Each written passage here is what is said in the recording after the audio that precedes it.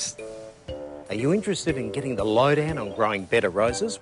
Well, come with me and I'll show you the secrets only the experts know. Okay, the first thing to do is get rid of the deadheads. Oh, sorry, guys. Anyway, leaving old flowers on a bush can stop the bush from producing new growth and blooms, so it's important to get rid of these, and that's called deadheading. There's a few different ways to deadhead. You can simply break off the old bloom with your hand. This is so easy and also a great way to collect petals for potpourri. Or use a sharp pair of snips and cut a little below the flower. You'll notice there's often new growth already happening. Try to leave most of this behind. It's your next flush of flowers. On any flower stem, the top buds at the base of each leaflet are always the most active and produce the quickest growth. This vigour gradually slows the further you go down the stem.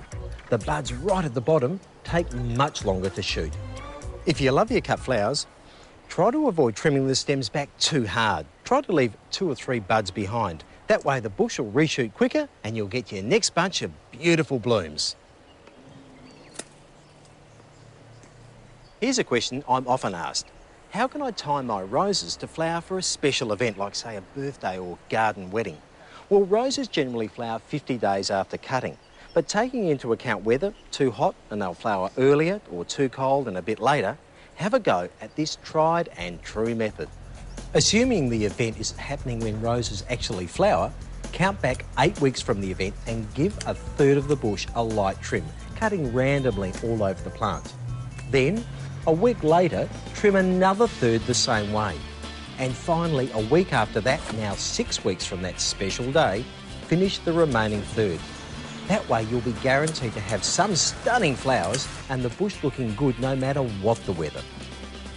Another top rose tip is to make sure your plants never go hungry. While feeding in September, December and February is okay, these hungry creatures need more food. Trust me, a little bit more often. Feed them from the beginning of each month during the growing season. That's September to April. Start in September with the recommended rate according to the packet, then apply at half the recommended rate each month, with the last one finishing in April. And always use a fertiliser that contains potash. That'll keep the flowers going and maintain health and vigour. If you want to know all about roses, then get a copy of The Rose, the latest, the greatest. With contributions from some of Australia's top rosarians, it's a must-have for all rose lovers and makes a great gift too. Available in all good bookstores or online at the Garden Guru's website. It's a beauty. And coming up after the break, Trev tiptoes through the veggie patch. You've got to see that.